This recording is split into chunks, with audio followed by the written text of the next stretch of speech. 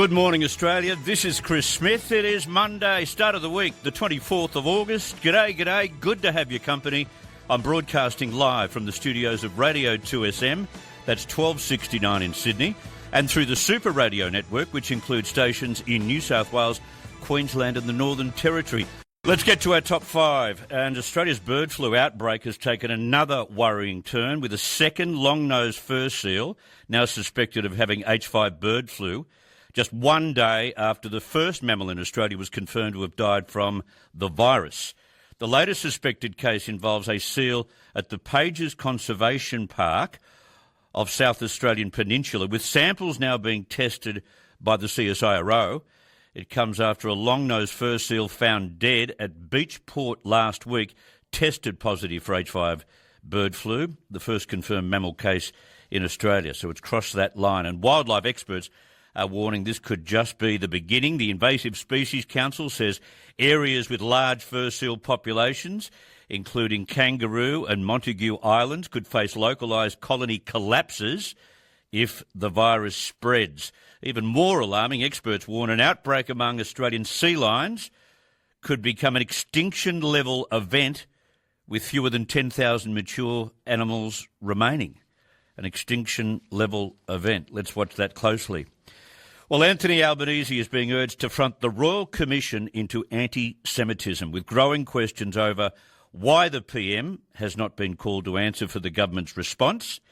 The Commission is now entering the final week of its public hearings, but the PM, Foreign Minister Penny Wong and Home Affairs Minister Tony Burke have not been asked to give evidence.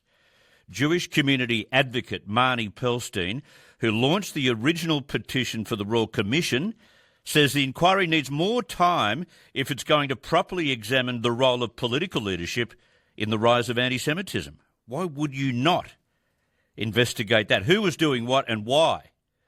Coalition MP Julian Leeser has also backed an extension, arguing the Commission needs to hear from political leaders as well as activists and others who may have contributed to the deterioration of social cohesion. I don't know how many times when we're on this subject, I received calls from listeners saying it all began when the government didn't do anything about the protest at the Opera House. And I've got to say, that was actually the trigger for it all. They went soft from that night on and only started to show a bit of muscle 6 months later. Why would you not investigate that when you're investigating the anti-Semitism trajectory? You've got to work out how it started. And did our leaders federally or at a state level contribute to that? Now, the federal government is looking to put drones in the skies over Australia's northern waters, not to save people from shark attack, but to track people smugglers and illegal fishers around the clock. Wow, the drone technology being used in all sectors. Home Affairs has approached drone companies about uncrewed surveillance aircraft that could detect, track and identify vessels across some of Australia's most remote and difficult maritime environments. The move comes just months after the government signed a $4.3 billion deal with US company Metria for 11 crewed surveillance aircraft. Crewed. But the new drone push suggests there are still concerns about having enough pilots, enough aircraft and vessels to keep watch over our enormous northern coastline. The Border Force is looking for drones capable of operating persistently at sea, including tracking small wooden fishing boats travelling at about 25 knots, otherwise known as leaky boats. Well, I don't know whether you can stomach this, but Meghan Markle's much-hyped return to acting may already be in trouble, with reports that her role in Netflix hit The Gentleman has been pulled after a backlash in Britain. The Duchess of Sussex is reportedly in advanced talks to appear in the third season of Guy Ritchie's series, but former magazine editor Tina Brown claims the casting has now been withdrawn, saying the reaction in the UK to Meghan Markle's involvement has become untenable. They've run for cover. Wow. And hang on, it gets worse. Sources are saying that if she can't get back to the UK because she can't act, she may be looking to come elsewhere, like Australia. it could be one of the options they're considering.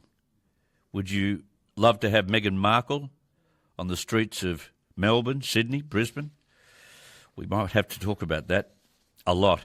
And in sport, the Sydney Swans have survived their week from hell, but last night's double header showed just how divided their fan base has become. The AFLW side beat the Bombers by 24 points in front of a record crowd in excess of 16,000, which was terrific. But hundreds of fans walked out before the men's game in protest over the allegations surrounding the 5 suspended players. But the team didn't need them, because the men, they won an emotional match against North 123-70.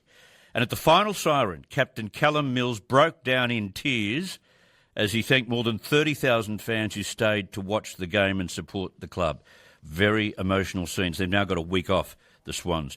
In the NRL, Cronulla has kept its top 4 hopes alive with a 30-22 win over the Gold Coast, snapping a worrying 2-game losing streak. So they remain in the hunt for the double chance. And the West Tigers, where the hell has this been for 4 months? After 8 straight losses, the Tigers stunned the Roosters 25-24 and finally showed some fight. They've won just 3 of their last 15, so one win doesn't suddenly make them a finals-bound team for 2027. But it raises the question, you have the ability, why are you blokes so inconsistent? I'd hate to be a West Tigers fan. And Australian teenage socceroo Lucas Harrington has announced himself on the big stage, coming off the bench for Hull City against Manchester United, no less, in the Premier League. The 18-year-old defender helped Hull score a stunning 2-0 win over the EPL Giants, looking right at home in top-flight football. Watch this kid go. That is the state of play. Now, in the Castle of Common Sense, we invite all lords and noblemen and women to step forward and hold court on the open line. Feel free to set the agenda or argue the point. No heads will be rolling. All right, call 13 12 69. Now, on the guest list, columnist Joe Hildebrand will join us first up. There are all kinds of juicy stories to bite into today, from the not-so-subtle tactics employed by the political juggernaut One Nation, which he's written about in the Telegraph today, and Queensland showdown with Chris Blackout Bowen over power for AI centres. I'm really keen to see David Crisafulli have a victory here. I'll have veteran television and newspaper journalist Steve Barrett on the program as well. Steve covered the last huge sex scandal involving elite footballers. That was in Coffs Harbour 22 years ago, featuring the Bulldogs. He sees some distinct similarities, which many in the media, he says, are missing. And when the captain coach joins us a little bit later, he'll be skipping into the studio, no doubt, because of the Bulldogs win on Saturday. But we've got to talk about those amazing Tigers as well. We'll discuss the top 8 and whether it's signed, sealed and delivered with 2 rounds to go, and all the other winners and losers of sport over the weekend. Plenty on the program this morning. Looking forward to having your company and hearing from you on 13 12 69. This is Chris Smith on 2SM and the Super Radio Network. Well, it's officially Book Week in Australia, a time for primary school kids to ditch the boring uniforms, embrace their inner creativity and run into the playground dressed as their absolute literary heroes. Now, a few of our staff here have kids dressing up today for Book Week.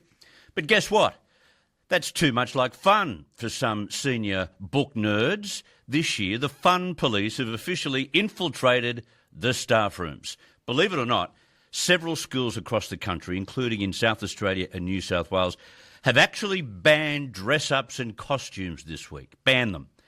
And for the schools that haven't issued an outright ban, they've introduced something arguably worse: bureaucracy. 7-year-olds are reportedly being told they've got to bring physical evidence of the character they are dressed as. Isn't the character dress evidence? They've got to bring a photocopied book cover, a printed blurb, proof. So when did a celebration of imagination turn into a border security checkpoint? The critics, mostly rigid, fun-fearing administrators and overwhelmed English teachers who seem personally offended by a bit of glitter and joy, claim that the real meaning of Book Week is being lost. They moan that kids are dressing up as Marvel superheroes or Disney princesses instead of characters from obscure award-winning literature. Well, all of those characters who now are on the silver screen came from books. to those killjoys, I say you are completely missing the point. Nothing is perfect, but this modern tradition gets awfully close to it. It makes the chances of kids gravitating to books and reading a probability, not just a possibility. The absolute key to getting children to read books nowadays, with the added distraction of tech devices, is to make reading fun.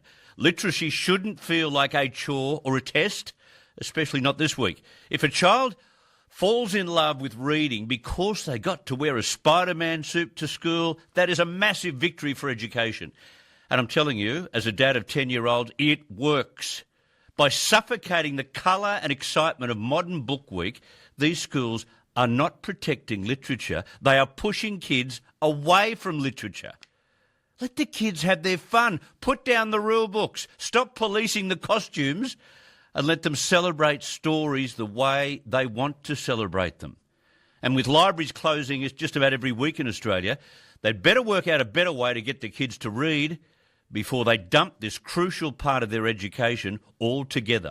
And the lucky escape story of the weekend has got to be in Mexico. Have a listen to this. And this tells you that if you have anything to do with the water, whether it's going out fishing in a tinny or a boating trip or something, and you're getting into the ocean, can I just suggest to you, you take an esky? And I don't just mean a wuss bag esky of about, 1.5 foot long. I mean a dead set, big, fat esky. Because 2 fishermen were found alive inside an esky after their little boat sank and they spent 5 days adrift at sea in the Pacific Ocean. Daniel Martinez and Jose Luis Villegas from Mexico went fishing in the Pacific Ocean. They made their last radio contact on Friday when they were around 120 kilometres from the coast. After communication was lost and the fishermen failed to return, authorities deployed a search party. 3 boats also set sail to try and find them. No results over 4 days. And then on the 5th day, the fishermen, aged 53 and 32, were located alive by Navy personnel. They were 130 nautical miles off the coast, having spent 5 days adrift at sea inside this big cooler box. Like it was no more, it was no larger than probably a double-sized esky, the kind of sized esky you take to the beach, but they were saved. Now, apparently they were terribly sunburnt, as you'd imagine. They were famished because although they were fishermen, they didn't do a good job. They were suffering from severe dehydration, and it was all about winds and bad weather that tipped their boat, but they hung on to the esky and it floated them to safety. If there's not a lesson in that, I'm not here.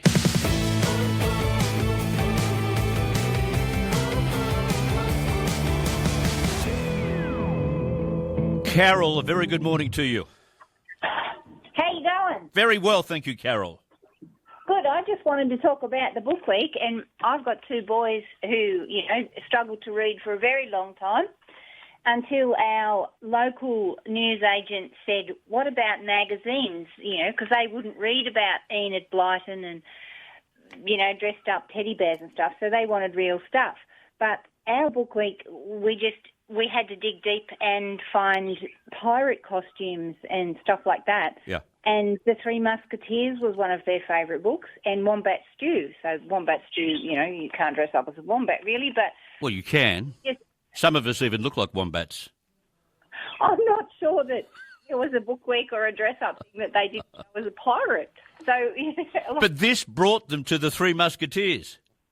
Well, The Three Musketeers, well, I don't know. I think it was the language. My oldest boy is a bit articulate, but didn't read for a very long time. But he loved the pictures and stuff in the Three Musketeers book. I couldn't pronounce a lot of their names. No. And watching the... But you go back to the magazines, that's interesting. One of my kids is a sports nut, so if I get him a sports magazine or an autobiography or something from a star that he knows well and likes, he'll read it.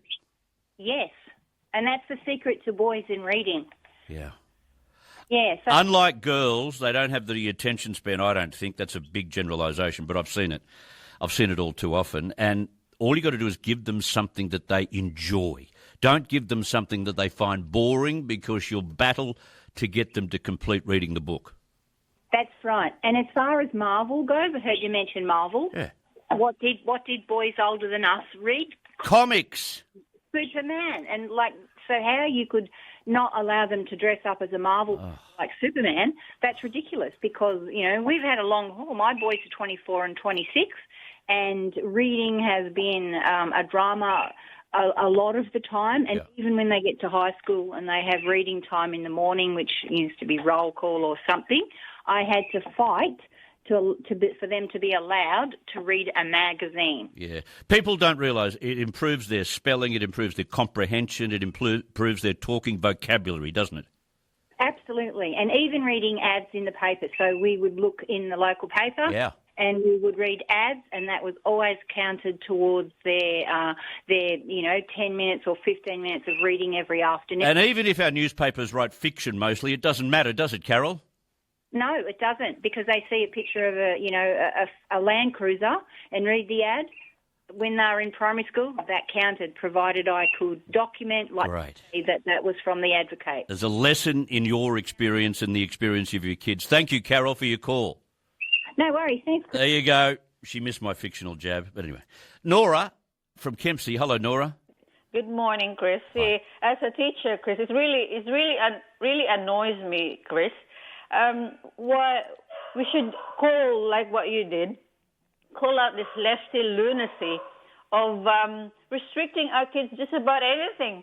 Why can't they just let the kids be kids? Because they're having too much fun, Nora. Oh, goodness gracious. I don't know, Chris. So they've already terrified the kids with this so-called their climate change. What's next, Chris? Yeah, now they're terrifying them about what they're dressing up in. Where's the proof? Where's the photostated copy of the front page of the book from where this character comes from? Or else? Yeah, exactly, Chris. Just let them be. Let them be kids. Yeah, you might actually find they'll learn something out of it. Thank you, Nora. Appreciate it. In Foster. Graham, hi. Yeah, good morning, Chris. G'day. Mate, look, I hate to say it, but I think the One Nation vetting process has failed, and David Farley's become a liability. So I think it's a case of 3 strikes and you're out. Well, this is the 3rd strike. He had the strike where he voted with the government over legislation, but then said later that he didn't realise what he was voting for, and he apologised. Here is his latest faux pas. It was on Insiders yesterday. And so how many would that end up being? Oh, well, if you just took the PALM program in itself, that's about 40,000 a year. You take the skilled aged care nurses, probably 68 to 70,000 a year. Then you come down into the technical sides of mechanicking and engineering. Again, there's quite some numbers there. Plus backpackers as well. Well, they're how would you say, they're there, but they are on the shallow end of tenure. So potentially an extra 100,000 on top of the 130,000. Yeah. That's 130,000 plus 100,000. It's 100, a minimum of 100, but the 130,000 is what we call the true nom. Right. But you're saying it needs to be 130,000 nom plus about 100,000 more. Yeah, at a minimum. Okay.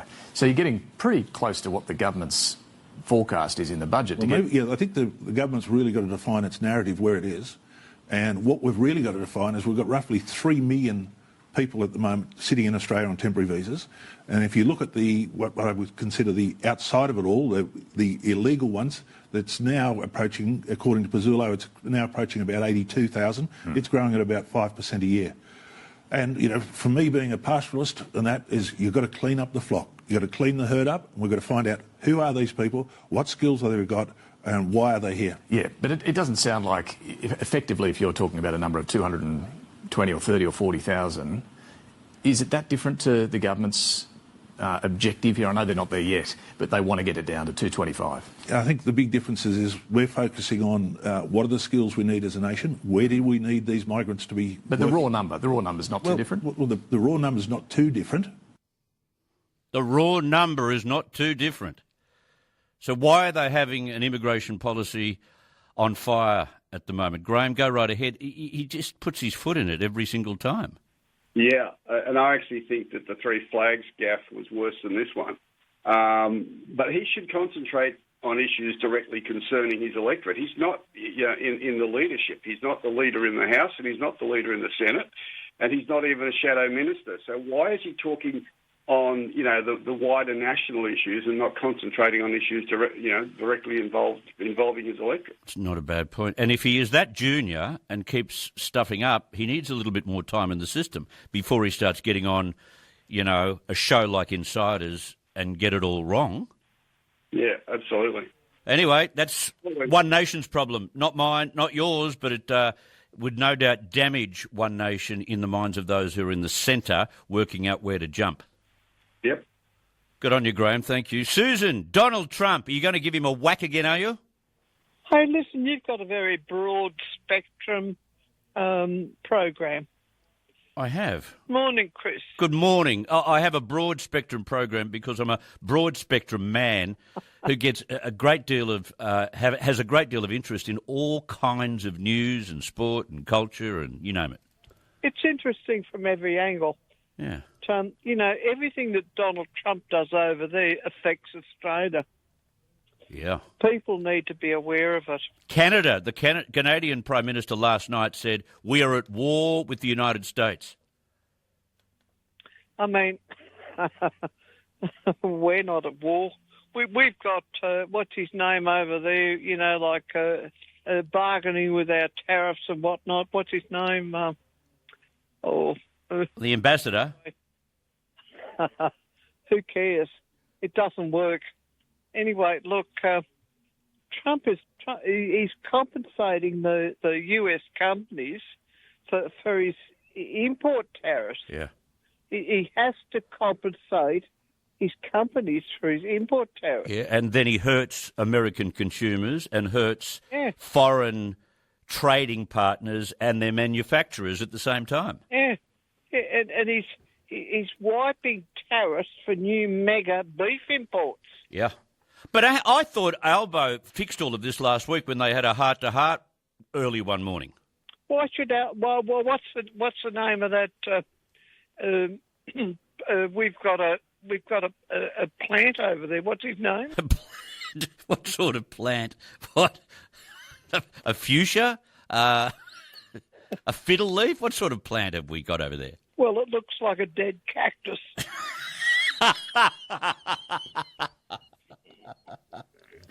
Oh, whoever it is whose name escapes both of us, he must be a dead cactus because they're not getting far. Well, listen, they're all, everybody, like Donald Trump is actually is bypassing all the Congress in constitution laws. Yeah, you know what his law is: bend it, spend it. That's very true. Very true, Susan. Thank you very much for your weekly bashing of Donald Trump. He needs to fall into line a little bit further. Gee, Hawaii has copped some bad weather recently. They had Hurricane Laila wreaking havoc in Hawaii last week. Dreadful it was. And now they're preparing for a tropical storm. Tropical storm Moke, M-O-K-E. It's advancing towards the islands. I know a lot of Australians get out to Hawaii during the winter, so there'd be plenty there at the moment, bunkering down, waiting for Tropical Storm Moke to hit the shores. Steve has a view on the Swans, wants to talk about them. Go ahead, Steve. Morning, Chris. Morning to you. I'm good, mate. Yourself on Monday? Fantastic. That's great. Now, these protesters against the Swans walking out on after the women's game, which is great to see the crowd there, and it was hundreds, it wasn't thousands that walked. There was hundreds.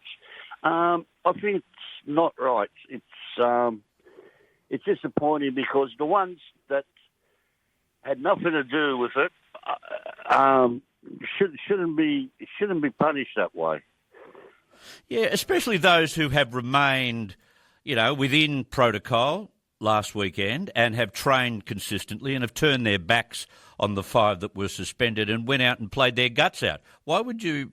The protest is not against them. The protest should be against the 5 that are sitting at home in front of telly. Exactly. It should be right, yes.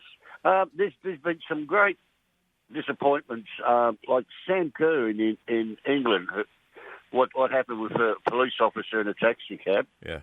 There was hardly anything mentioned protested against her, or particularly the Matildas. She did cop a little bit from the media here when it happened, but because it wasn't here, it was a little bit, far away from us at the time. And there's another one, I don't know if many of the audience are aware of, but a champion jockey called Jamie Carr, she got busted with cocaine and a couple of other minor offences. She got charged by the police. She got suspended for nearly 12 months as a jockey. And she pulled her socks up, got married, became Jamie Mellon, and ends up winning a Melbourne Cup. Yeah. From rags to riches, or from cocaine to gold. Steve, good to get your call. Thank you so much for that. Good morning, Joe Hildebrand. How are you?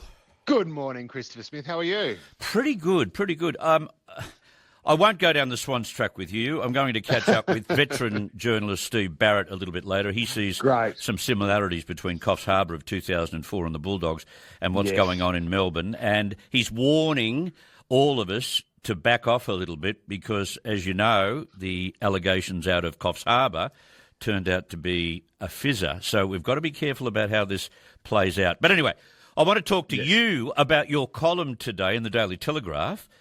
You argue One Nation's policies can sound tough and simple until you look at how they'd actually work. What prompted you to revisit some of those old policies? Yeah, look, I got a tip-off from an MP who was interested in what One Nation's law and order policies were, because there's not actually... on their official website, they've got on their policy page, they've got all the different categories, and there's, climate change and migration and all that stuff. But there's actually nothing on law and order, which, given the next election is in Victoria, where law and order is probably the number one issue, apart from the giant amounts of corruption and debt that's going on, you would actually want to find out where One Nation stands on this. And the only thing that they could find, they dived back into the parliamentary records, and the last policy document on the issue that One Nation put forward was all the way back in 2001, in which One Nation said, and again, this is an official policy document, said that it wanted to have a binding referendum on whether there should be mandatory, on implementing mandatory capital punishment for serious offences, and this included premeditated murder, more than one murder, so serial murder, and child homicide. Not even murder, I should say, just homicide. So that includes lots of categories that are not murder, and also anyone involved in the manufacture and trafficking of drugs. And that just seemed to me, when you actually scratch the surface, I mean, obviously, I'm anti-capital punishment for a number of reasons, but if you want to execute a child murderer, I'm not going to protest. I'm not going to go to the wall for that. Likewise, a serial murderer, obviously, but when you unpack some of the other categories, it ends up bringing in huge amounts of people who no one would want to execute. So, for example, if you talk about premeditated murder, premeditated homicide, and again, homicide is not just murder; it can include manslaughter. It can even be euthanasia. So it could capture someone who assists in the suicide of a loved one in a state where voluntary euthanasia was not legal, which was all of them at the time. That this policy look, they're not plugging these policies at the moment, but they're still. But they're not. And so that now they've walked away. So the interesting thing was that my colleague Madeline Bauer also chased it up for the Sunday Telly yesterday, and so even though. And Pauline Hanson, there was another interview, I think just months ago, where she said she supported capital punishment, but she's now saying that she doesn't and that this isn't their policy. So it's just, I suppose it's just another example of where One Nation, again, it's tapping into a lot of community anger and rightly so, but the actual solutions kind of tend to fall over as soon as they're put up against a stiff breeze. Very true, and there are interpretations of those early policies that earned Pauline Hanson the racist tag, and there might have to be a significant cleaning out of everything that they have placed on the table 30 years ago on.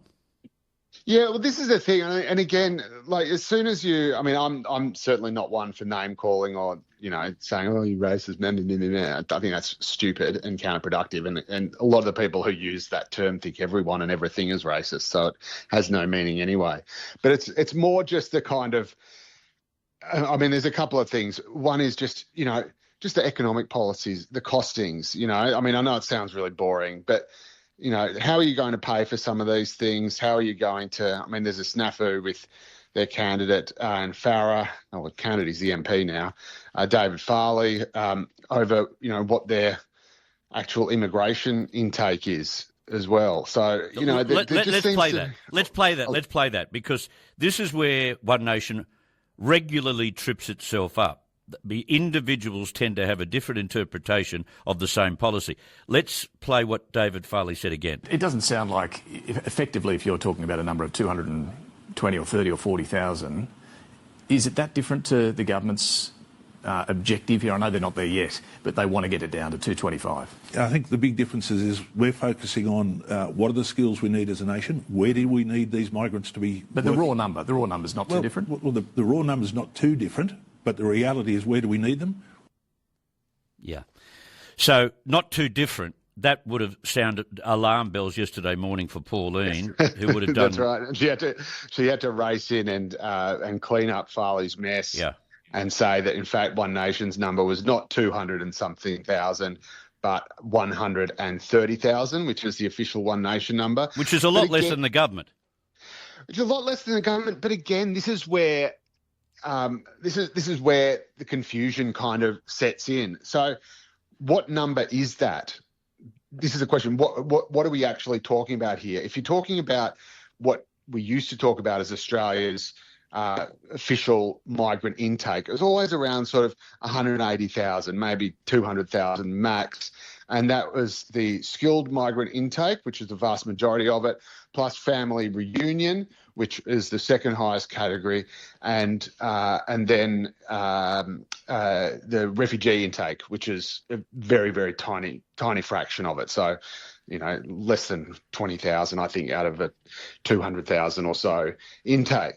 So that is what traditionally we talked about the migrant intake being. Then you can add on top of that, and believe it or not, it was those idiots at Get Up who started talking about the bigger number as though that was our permanent migrant intake. So then do you include all the students who come here? Now, they're in a separate category because they are actually buying a product, if you like. So we're exporting our tertiary education products to them. And so they come, but they're in a different category to the workers or the others because we're not paying them, they're paying us. So if we shut down that intake, we're also kissing goodbye to billions and billions and billions of dollars. Yeah. So do we include them? Do we also include, and this is where David Farley was talking about, do we also include backpackers who come here and do some seasonal work like fruit picking or whatever, and the farmers need them? And we know that the last time there was a crackdown on these visas, it was the farmers that arced up and said, no, we need these people to come and pick our crops, otherwise they're just going to rot. You simply cannot touch the backpackers if you want to continue harvesting fruit and vegetables to some degree, like we've always done, because we rely on backpackers so much. Exactly, that's right. And so this is where the whole migration debate gets really thorny. Obviously, anyone who's rorting the system have to absolutely crack down on them, and that's what Burke's proposals that were for some reason knocked back by Cabinet sought to do. So the first thing you've got to do is any visa overstayers, get rid of them. Anyone who's not actually serving the economy one way or another and isn't married to someone who is, get rid of them. So there was a great expose the Sunday Telly did on students who were not still studying. They'd graduated, but they were still here, and they also had family members who had visas to be here. So these were graduate visas. Yeah. And so we don't need those people. No. But you've got your degree. Thank you very much. Thank Yeah. you for your business. But once you've got your degree, it's time to go home. And certainly you don't have the whole thing. So those sorts of things you want to clean up. But everyone else who's here, they're here for a reason. They're here to fill skills shortages in, housing and construction. We don't have enough houses. A large part of the reason for that is we don't have enough construction workers to build the houses that we need. And so, again, it's a bit sort of chicken and egg. But if you say, all right, well, we're not taking anyone in, we're going to just chop our migration intake in half or whatever it might be. Well, that's half as many aged care workers or people we need to build the houses we need, or nurses or doctors or whatever it might be. So it's not just quantity, it's quality that we've got to resolve here. It's both. All right, I want to take a quick break if I can. Joe, I want to take a call and have a conversation with one of our listeners, with you, and also talk about what David Crisafulli is doing in Queensland with AI. One of our callers on the line, Siv, go ahead. Joe's listening. Yes. G'day, Chris. G'day, Joe. Look, G'day, Siv. G'day. Look, I'm just thinking about this whole conversation. And I know we criticise politicians for being kind of robotic and scripted and all the rest of it, but maybe there are some benefits to that, because now you've got within One Nation 2 different kinds of interpretations of the same policy. And as a voter, just as a voter, I sit there and I go, if you can't explain yourselves and you can't clarify your position, how am I going to vote for you on the basis of this issue and anything else?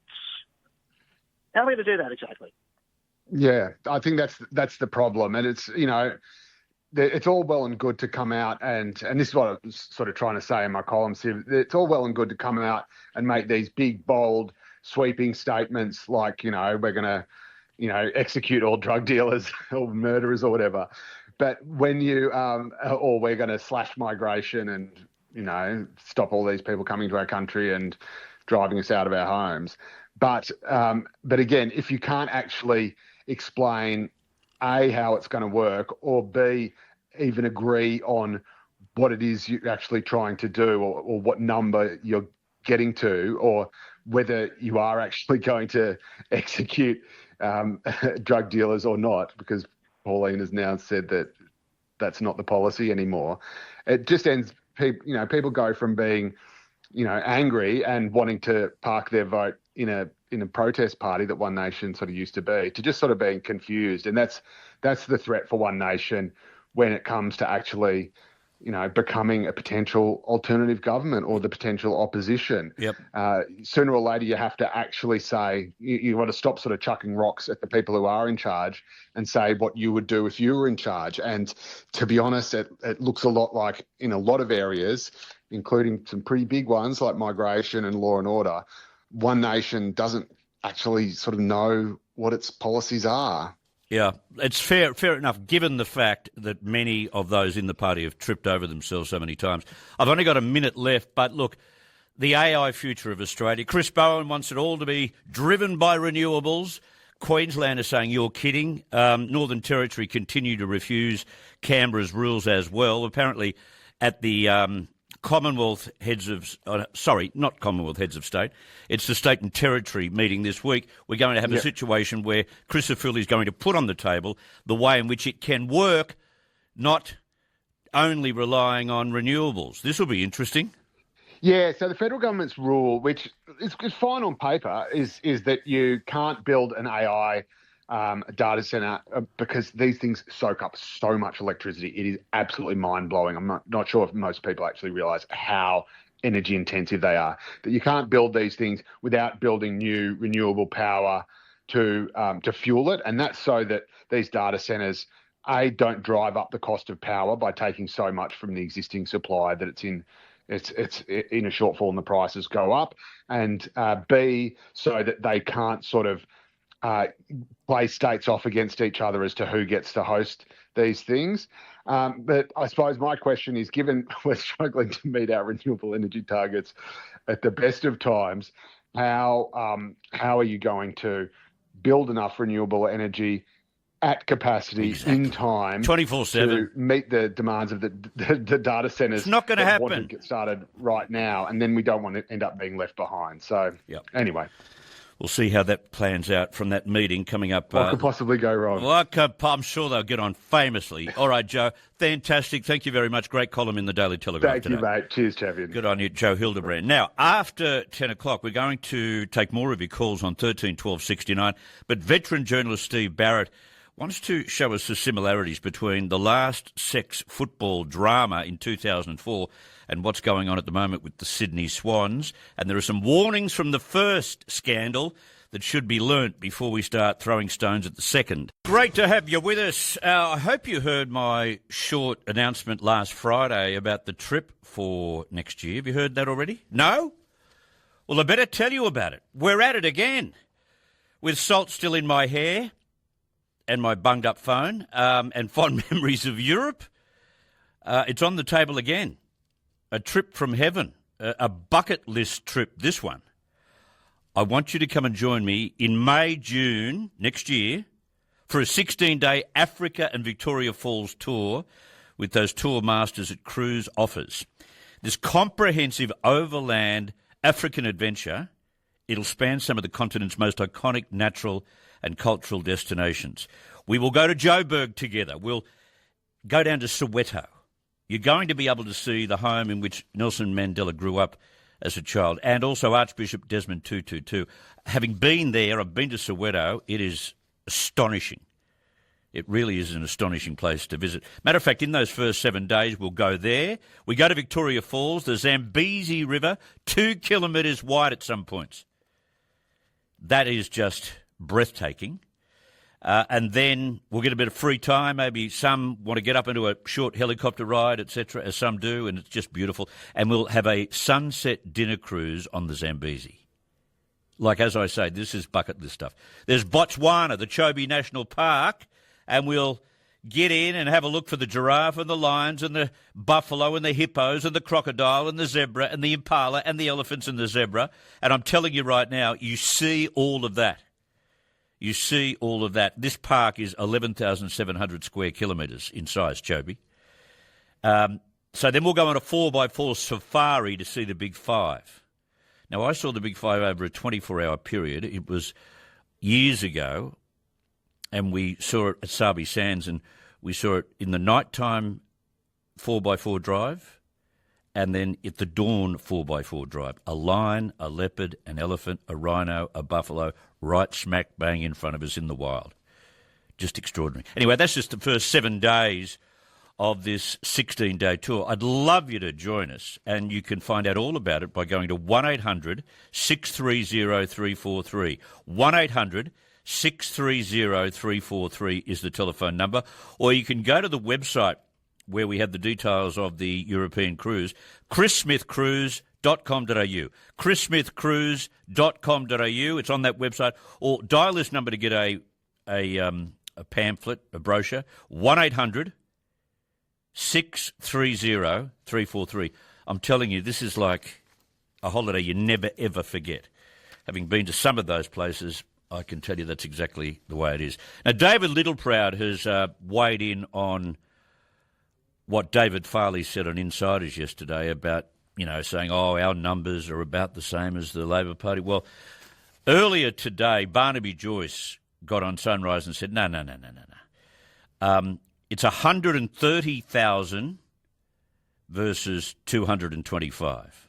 130,000 under the One Nation migration target versus Labor's 225. And, of course, Labor's been saying they'll get to a particular target now for 5 years and have never reached it. It's always blown out. So Barnaby Joyce set that straight. But David Littleproud took advantage of it today on News 24. Well, we'll do what's right for Australia. We'll have a migration policy that works for Australia, not one that by the end of the full 6 years of Anthony Albanese will have brought in 2 million people. We need to reduce the amount and increase the standard. But what we need to do, and I think what David Farley is articulating, is the real challenges around a hard cap around 130, that particularly regional Australia, where it's not just about fruit pickers, it's actually about skilled workers. And this is why you need a migration policy policy that works for the country. We are giving the greatest gift we can give to any person on this planet, a ticket to Australia. We should determine who comes here, their values, but also their skills and where we want them to live. And what David Farley has belled is the cat of One Nation, not understanding what a good regional local member will understand, is that we have a skills shortage in regional Australia. The debate over immigration will continue to the day in which we get to a polling booth.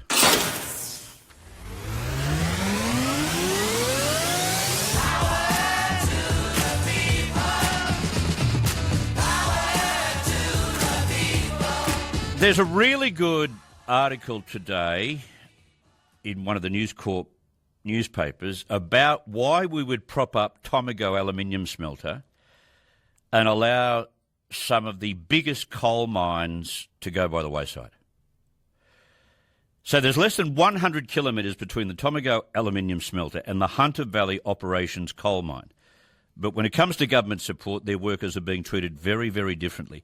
Just weeks ago, politicians stood together in high vis to announce a $2.5 billion taxpayer-backed package to protect 1,000 jobs. That's about $2.5 million per job. But up the Hunter Valley, 1,500 coal miners and thousands of local workers are waiting to find out whether their mine will even be allowed to keep operating. HVO has been running for around 70 years.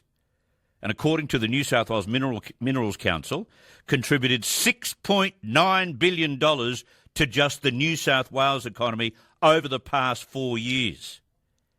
Add that up.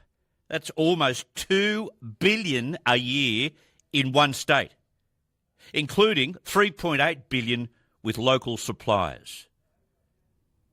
Its future now rests with the Independent Planning Commission, which is expected to decide within weeks whether the mine can continue or close by Christmas. The project has support from local councils, MPs, the Resources Minister and the Premier, and 94% of Hunter submissions backed it as well. These workers aren't asking for a taxpayer bailout like Tomago. They're asking, can we please keep working?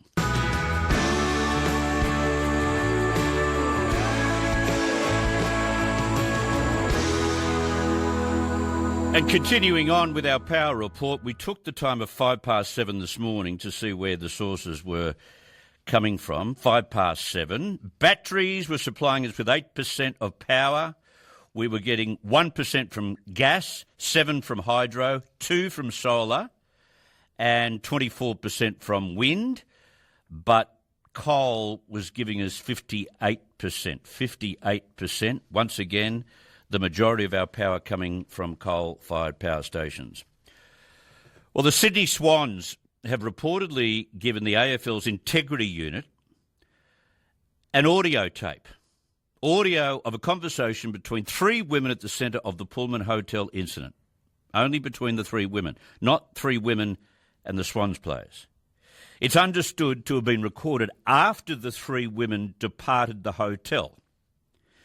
Journalist Carolyn Wilson claims the Swans have been made aware of the audio and the club passed it on to the AFL. The Sydney Swans have been contacted by a connection to one of the 3 women who are involved in these allegations, and we don't know yet whether there were 2 or 3 women who were hired by the players in that room, but one of their connections has contacted the club claiming to have audio of the women speaking together after they returned home from the Pullman Hotel and talking, just a conversation about where they might take this, what they might report to police and where this might end for them. Now, this information or this particular connection, his details have been passed on to the AFL's integrity unit. And my understanding is from there, the integrity unit, which is headed up by Tony Keane, that might be passed on to the police, who we know were up in Sydney yesterday. Now, I can't imagine that tape being permissible in a court of law because it sounds as if it was taken without their permission. But presumably the tape goes into the details of whether they go to the cops, the establishment of the fact that these are AFL superstars. What will we say happened? No doubt strategy about what happened to them and what could they get out of it. That's the imputation in what Carolyn Wilson said in that interview over the weekend. Sydney has said that none of that on the tape exonerates the players from what they did. Their futures remain clouded. So that sort of has an imputation that this is detrimental to the women, to me. It's believed the audio was recorded by a third party, not known if the women have knowledge of it. Now, the media, especially in Melbourne, are dedicating multiple pages on this and have done so every day for a week.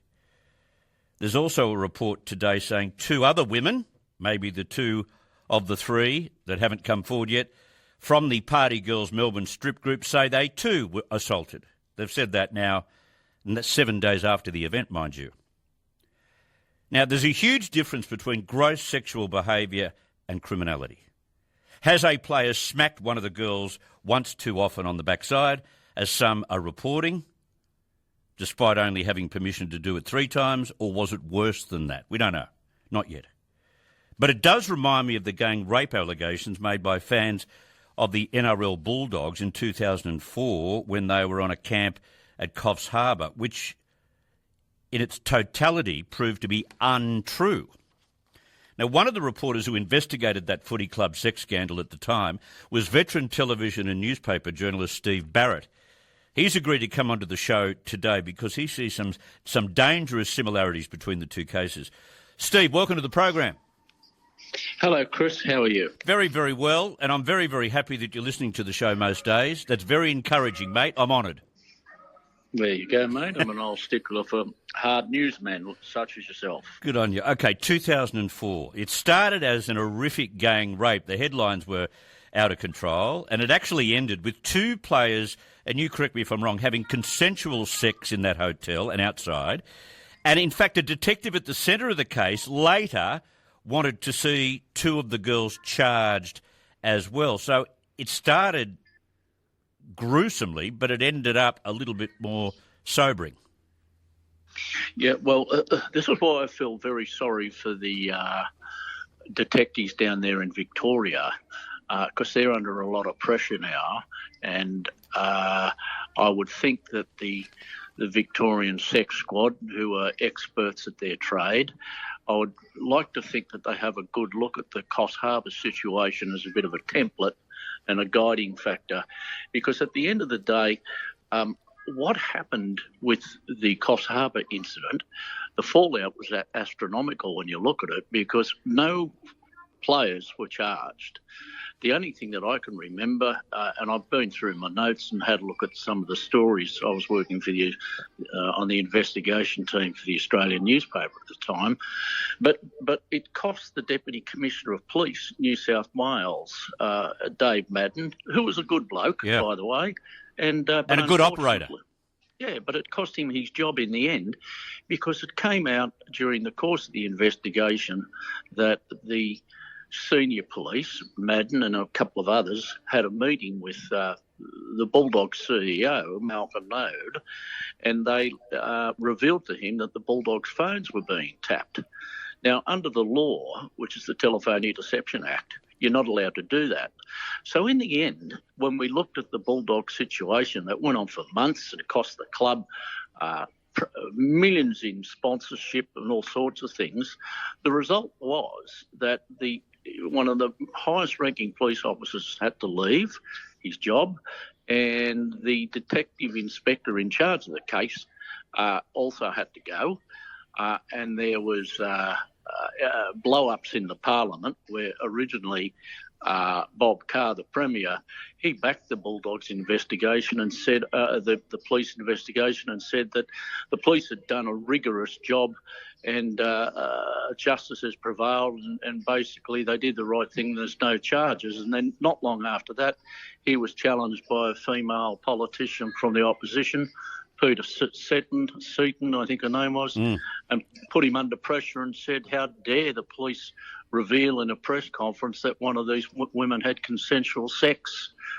in the room with one of the, with a couple of the Bulldogs. So it came down to, in the end, I remember it prompted me to go back because I got a phone call from the Bulldogs lawyers when the club was under an enormous pressure like the Swans are at the moment. And they said to me, do you want to interview the pool cleaner? And I said, why would I want to interview a pool cleaner? And he said, well, he was a witness in the space where the alleged rape, gang-packed rape of 6 Bulldog players occurred in the barbecue pool area. And he was able to say, as I recall, and I've got some of the cases or some of the stories in front of me here, he was able to say that he saw consensual sex going on between one player and one of the girls at the time, right? Correct. There was one other witness that saw a very athletic man and the girl who stopped to ask him which way to the beach. He pointed the way to the beach, and then he saw them have a bit of a shower, outside shower, and then they went back to the pool area. Then there was a second witness, which was the pool cleaner, and I interviewed both these people, and both these people gave statements to the New South Wales Police and the lawyers for the Bulldogs, and he said, well, mate, I cleaned the pool from 6 to 6:30 every morning. There weren't 6 players down here. There was no party. In fact, I did publish this, Chris. He said to me, look, there was only one bloke sitting on the edge of the pool, one player, his legs were dangling in the water. There was a girl between his legs, and he said, quote, she wasn't blowing bubbles into his belly button. Right, I remember the quote. Okay, so the outrage to this case is just as explosive, but there's a big difference between breaching club and code, protocol and morality, which they obviously have, and a big difference between that and evidence of criminality, Steve. Well, as you know, Chris, in every police investigation, people are entitled to innocence until proven guilty. And that brings in, there's the red corner versus the blue corner. There's inculpatory evidence versus the exculpatory evidence. Now, this is where there's been some of the reporting, and I've been guilty of crazy, so over-the-top reporting over the years, I suppose. But, look, some of the reporting I see is just out of control. And really, I think it's time that maybe the Commissioner of Police down there in Victoria or someone comes forward, gives an update and say, can everyone back off so we can just do our job now and assess if there really is any criminality. Look, the Swans themselves have put out a press release to say that they were basic fools. They did something stupid. They're guilty of stupidity. There's no doubt about that. The old great coach, I read a quote somewhere, Jack Gibson, I think he said, nothing good happens after midnight. Right? Well, so, okay, we've had so much written about it over the last week. I think the time has now come. Where there's got to be silence and the police have to do their job. Yeah. One quick thing just on the football, not on the field, but also off the field, and how some of these players get into all sorts of trouble after that midnight curfew. The AFL, the Swans didn't have a curfew. And we know from what was put in the Adelaide Advertiser over the weekend that this wasn't the first time that the players, including Heaney, have been out and about partying very early in the hours of the morning. But Peter Beattie's saying that what they need to do in the AFL is they should bite the bullet and do the same by introducing a no-fault stand-down rule for players. And I would have thought introducing a curfew at the Swans. I agree totally with what Peter Beattie said. I think it's very good. Let's just digress a bit. The New South Wales Police Commissioner has the ability to bar people from the Sydney casinos. Why? Because they think that they're money laundering or can get up to no good. Yeah. Right? So they have that. It's a sort of similar power. Yeah. The stand-down thing for the footballers, I think is a good thing. I think the NRL, they had no other choice but to bring it in. I think the AFL should bring it in. I mean, we can go back many, many, many years. Let's talk about this one. The Four Corners program, I think it was Chris Master, they did an investigation, I think it was called the Big League, and they accused the Premier of the day of doing, I think it was basically interfering with a police investigation into a bloke called, I don't know if he's still alive, Kevin Humphreys, former head of the NRL. Now, Neville Wran, the Premier, who I think was also the police minister at that stage, stood himself down. And they had a Royal Commission, remember? Yeah. So, mate, this precedent has been around for a long time, right?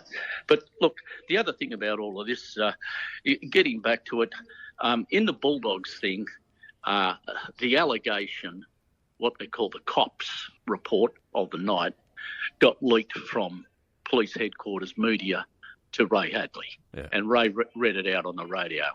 Now, in the Swans instance, so you have girls chasing the players, following them around in that incident. Even though there's a lot of similarities in this incident, it would appear, obviously, that someone from the Swans, whether they be players, made contact with the girls and they got them in themselves, right? Yeah. But at the end of the day, there was a lot of political fallout, a lot of people were hurt, and really the old proverb that we were taught when we were kids, the boy who cries wolf or the girl who cries wolf, can have major, major consequences. So in wrapping up, yes, I do agree with Peter Beattie. There should be the stand-down policy. I think it's a good idea. Where were the minders for the Swans to say, listen, boys, you've had a good night out. Yeah. Get in bed by 1 o'clock because we're catching a plane. Yeah. None of that happened. But really, you would think it'd be a good question for some journos to ask the Victorian Commission today or the Sex Squad, are they looking at the instance of the Coffs Harbour incident? Yep. Because that had a massive fallout to the club, people's reputations and all sorts of things. And yes, you were right. There were a number of detectives up there that felt some of these girls should have copped a public mischief charge. Yeah, which is interesting. And there are similarities between two cases in many ways, but that is something that police need to be aware of, how these things can go topsy-turvy through the course of the investigation. I'll leave it there, Steve Barrett. Thank you so much for unpacking all of that for us. Appreciate it. Yeah, I appreciate it. But I just want to finally say quick, I'm on no one's side here. And I feel sorry that this has happened to the girls. But what I want to see is that there has to be a clear police investigation without any media influence. Well, that could be tough.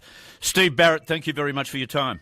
Let's go to Newcastle and take a call, 13 12 69. Getting back to Tomago and what I had to say about the Hunter Valley operation coal mine. There are 1,500 workers there saying, well, hang on a minute, you'd bail out an aluminium smelter, but what about the incredible revenue we give to this state and will continue to do? Where's surety for our jobs? It's a fair question to ask. Go ahead, George. Chris, you know what puzzles me? What? Money-making entities that own Tomago. I don't know why you'd $2.6 billion to bail out a firm that is just a tax write-off. All they do is make little ingots to get shipped overseas to make pots and pans. I think they do a lot more than that. I was reading about them, not this weekend, but the weekend before. I was reading about their wide-scale aluminium production. I think it's a lot more than that. But, George, having said that, you can't give to one sector because it suits your climate change ideology and not give to the other sector when it's just as effective at giving people jobs and livelihoods. Well, that $2.6 billion, you could have paid them I don't want to see anyone lose their job. Pay them 1,600 workers off what they're entitled to. Try and help them to get another work. Free that land up. The amount of electricity that we would save by not sending it to that plant to make little ingots, to make pots and pans, and used as a tax write-off, and it just doesn't make sense. The amount of electricity we could use elsewhere, rather than, I'll say it again, to make pots and pans. They don't make billets 10 foot square that go by hydraulic rams on dies and presses to create the power lines and the massive infrastructure. No, none of that aluminium does that. Yeah. Comes from that firm. Doesn't do it. It gets shipped overseas and they use it to make smaller products. Yeah, well, that's all gone, dusted, done. They've got their prop up. Whether it is enough to keep them going, I've got no idea.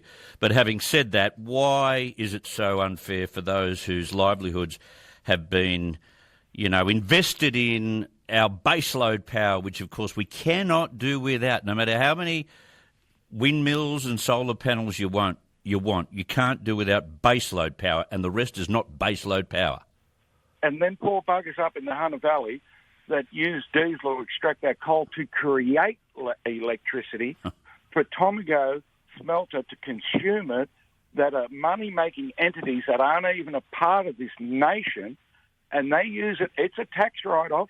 Yeah, mate. That's all that point is. Yep. It's and the ball boys. It's crazy. And the coal mines. Could you imagine the power we would have in reserve if that wasn't going to that plant? Well, it's an interesting argument, and, it's a compelling argument too, given the fact that we're propping this place up to be as ineffective as any aluminium plant could be. George, thank you very much for that. I've got an important transport management announcement to make. Anzac Parade is closed northbound at Kensington due to a crash involving a car and a pedestrian at High Street. That's a busy intersection, that one. Northbound motorists are being diverted into High Street.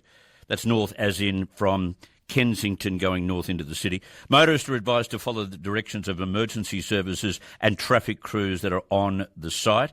Route 370, 392 and 396 buses travelling north on Anzac Parade are diverting away from the area.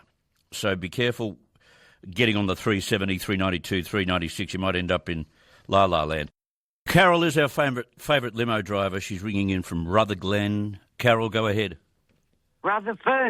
Rutherford, as in F-O-R-D.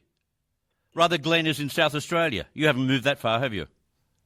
No. Sorry. Mate, listen, I also, I'm a sports lover, and I also watch the Swans when the Rabbitohs aren't playing. Oh, do you?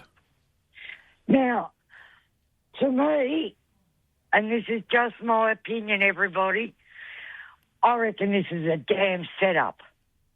And the reason I say that, Chris, is, number one, I hear on the news every night the Victorian police flew up here, but they keep saying that not one of these players have been interviewed. But that's the way police investigations all are carried out. The police go and investigate the allegations, the eyewitnesses, all of that. Then you go back at the very end of that investigation and talk to those who are the accused. That's the MO. Okay, thank you for sorting that out. The second thing is, what's this about? They went back to their home and discussed what should be said to the police. Now they're all going for compo. Please, Chris. Look, the players should not have been out that late, let alone go to a strip club. I mean, wake up. Well, they didn't go to a strip club. They created their own strip club. Yeah, well, this is what we're being told. We don't know. Where do they get these women from? See, I just think it's easy. You just look at Party Girls Melbourne, apparently, and off you go. But look, what we've got to define or separate is their behaviour as far as what's expected for the club and the AFL, and criminality. Is the criminality a fourth smack on the backside, even though someone only paid for 3? Is that an assault? I guess it is. They won't be going to jail for that. Or is it something more inappropriate? A touching incident? Maybe there was. And how does it occur that we know about these allegations from the girls that worked at Party Girls Melbourne, and we know that there's one victim, but then 7 days later there's 3? Well, that's what another thing. That was my next thing. Next or before. Look, I don't know, Chris. I'm upset for the club. I'm so glad there were so many people there yesterday. Yeah. And they all stood up and applauded them. I reckon that was fabulous. But I just think this is a setup. What women would go back to footballers' room to 5 men, what were they thinking they were going to play tiddlywinks? Seriously. Well, there are plenty of those available in that part of the world, apparently. Yeah, well, But it's dangerous for both people. It's dangerous for the blokes, of course, but very dangerous for the women to turn up in those circumstances. That's what I mean. But what's this recording about going home and discussing what should be said to the police, what should not be, and then all of a sudden they're going for compo? Please, it just smells so much of a setup. The boys were wrong in staying out. The boys were wrong in letting them into the room for a start. But look, Chris, it does go back to the Canterbury in 2000 and what was it? 2004. Yeah. It just smells of, I don't know, just a setup. It really does to me. And as soon as I hear the word compo, they want compensation. I think, hello, here we go. This is all they were bloody well after, Chris. And it really annoys me because it's always good sportsmen that get caught out like this. And I'll say it again, they were wrong in going out that late. Yes, they were very, very wrong and very stupid. But, I mean, it always goes to elite people. Kerr. Yeah. Look, we don't know what's going on in terms of the facts. We don't know what the criminality is. There seems to be two theories about that. Hopefully they can... when we start to know that the players have been interviewed, you know that you're getting close enough to the possibility of charges being laid. If, of course, charges can be laid, given their activities and given the fact that they paid the girls to do certain things. We'll soon sit back. I don't know whether it's a setup. I sort of back the conspiracy after the facts, but we'll see how it all pans out, Carol. Thank you very much for your call. I love you, mate. Good on you. Thank you. Dave in the Gold Coast. Hi, Dave. Chris? Yeah. I just want to mention this Rio Tinto smelter in Newcastle because that's who owns it. And I think we should start calling the company by its real name. Sure. Front name. Now, this $2.5 billion. The first point I want to make is that's a government projection of how much it's going to cost. So I suggest by the end of this deal, it'll be closer to $25 billion. Yeah, I don't know about 25, but it'll be a lot more than what they've cobbled together. Exactly. And look, I believe if you look at it, so it was all announced and the photos taken on Thursday. It was all over the media on Friday. It then was out of the media spin and buried on the weekend. So that gets, I know straight away they're up to something. Now, just imagine if they hadn't have done this, if they hadn't have gone cap in hand to a $1 billion a year profit like Rio Tinto company and said, look, we'll give you money if you keep the jobs because it's going to look really bad for us if you close the plant and put these people out of work because our renewables aren't working. So basically what the Australian taxpayers paid for now is $2.5 billion. So Chris Minns, Albo and Bowen could have a photo shoot wasting money on an unprofitable country. Yep. But they'll be well and truly gone by the time that it all falls to dust. Oh, exactly, but we'll still be paying the bills. Yes. That's the stop. They have to be held. Look, it's all about free market. Unless, of course, it's going to make the politicians look bad. Then it's like, let's give them as much money as we have to keep them propped up. Rio Tinto's laughing all the way. They've played the Australian government. Yeah. And that's all it is. We're just, every time the taxpayers pay tax, we lose. Yeah. It's a waste of money. How many operations and hospitals could be funded with $2.5 billion? Yeah. You know, we'd have a cure for cancer. But no, let's have a photo op for Minns, Albo and Bowen. And we're going to pay $2.5 million per job to keep them employed. But this is what gets me. Tell me one project that the Australian government has brought in on budget and time in the last 50 years. Yeah, and both parties are guilty of all of that. You're right, Dave. Thank you very much for your call. I appreciate it. 13 12 69 is the telephone number. Now, remember about 2 weeks ago we had someone ring up from Sydney's West to talk about the Marsden Park Artificial Intelligence Data Centre. And he was really on fire about how many trucks go through the place and how much dust is around and how that there's an elderly park across the road, a retirement village, that is copping it all, and they've tried to contact Blacktown Council and to no avail. Well, Blacktown Council came back to us pretty quickly. We didn't have to contact them. They obviously heard what we'd put to air here at the Super Radio Network, and they sounded reasonably concerned about those allegations. Well, I've got a statement here from Blacktown City Council, which I think is important for you to know. Blacktown City Council takes concerns about sediment, erosion and dust controls at that location seriously. It's actually Hollingsworth Road, Marsden Park.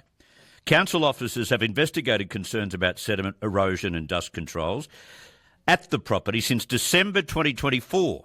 Following these inspections, Council issued 2 verbal warnings and 1 written warning concerning sediment and erosion controls, as well as a prevention notice concerning dust. Officers inspected the site before taking each compliance action. So if they've sent these warnings and written a warning as well, clearly the allegations coming from my listener seem to be spot on. It goes on to say Council continues to monitor the site, including further inspections being arranged by its environment team. Builders must properly manage the impact of major construction works. On July the 6th, Council received a report from a person who said their vehicle had slid on Hollingsworth Road. Council has not received any reports of motorcycle accidents associated with the site. Well, if that motorcyclist did come a gutser, maybe he should contact the Council and explain to them why.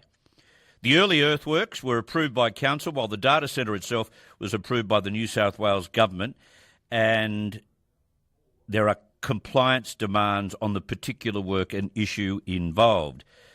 On July 23, Council referred the matter to the Department of Planning, Housing and Infrastructure because the data centre is a state significant development. On that day, Council referred the matter Council continues to respond to concerns that fall within its environmental enforcement responsibilities. So it seems to be something that they need to be caught red-handed with, and that depends on whether you can get inspectors out there or not. But for those who told me exactly what was going on, keep the pressure on, because if they are going above what their compliance issues state, well, they should be hauled before the Council. They should take action to prevent that happening, especially when you're across the road from a retirement village and elderly people can't cop that. It is simply not fair. Let's take a break. I want to come back after the break, by the way, and tell you about one of our staff members here who had a really big, serious problem with his heart only 3 weeks ago, and he's back to work today. I'm going to talk with my panel operator, James, right after this. All right, 3 weeks and a bit ago, we had a drama here at the Super Radio Network. My panel operator, James, ended up driving himself, actually got an Uber from his home late one night to the hospital because he thought he was having some kind of heart problem. Well, it turned out he had a mild heart attack, and he's back in the studio today. We're all been so glad to have him back too, because he's an essential part of this network, let me tell you. He does everything, apart from clean everything. Well, he does that too. Sometimes. James, great to have you back. Now, what happened? You were feeling, I remember you said to me during a commercial break the day before you ended up going to hospital that you weren't feeling right. Correct. And you were saying that to other people too. Absolutely. That week leading up to the event, I didn't feel myself. There was something wrong. I couldn't tell what it was, but something was wrong. And then Tuesday night, it happened. Intense burning sensation in the chest, which then moved over to my arms. And you knew then when it went to your arms what it may have been? No, I didn't. Stupid me. It can't happen to me. So that was my thought pattern. Right. But then when the teeth started to ache, I thought, there's something on here. I dialed into good old AI. What does this mean when this happens? Its response was very clear. Call 000. Right. That's all it said. So did you do that? No. Right. You got in an Uber and you went to hospital. Well, I'm so close to the RPA. Oh, right, okay. So I figured I'd probably get there quicker, and I did. So you got there, walked in, as soon as you said, what, that I think I might be having a heart attack? Correct. Yeah, then they sit you down in these red chairs. You sit there, they take some measurements, then they take you around to ED. There was about 1,000 tests there. Then they mentioned something about a particular enzyme which is released by the heart whenever you have a heart attack. Right. Only released on that occasion. Troponin, I think they call it. And it was present? Oh, it was big time present. Right. It was critical levels. So straight into the ward, and no sooner I was there, in for an angiogram, and they found that there was one of my main arteries was blocked 100%. Right. There's another one for 95%, then a 90%. They haven't fixed those ones yet. So the main one, which was 100% blocked, all sorted. So they did that, what, with a stent or a balloon? Yeah, thank heavens it didn't involve open heart surgery. They just put this stent in, which is like a little balloon. It blows up this steel mesh, and away you go. So you were lucky. You were lucky that, one, you got to hospital quickly and you're close there, and it wasn't a massive heart attack. Correct. But what does it mean now? You've had 3 weeks off. Yeah. What are they telling you need to do to eat prevent wisely? Eat wisely? Yeah, got to get active. There's also some rehabilitation involved and medication. Right. I rattle now. Right. Okay. Medication including what? Weight loss medication? Yes. But you're not a fat man. No. But they say that it eases the load on the heart. So yeah. And because there is a bit of a history in my family, I had to.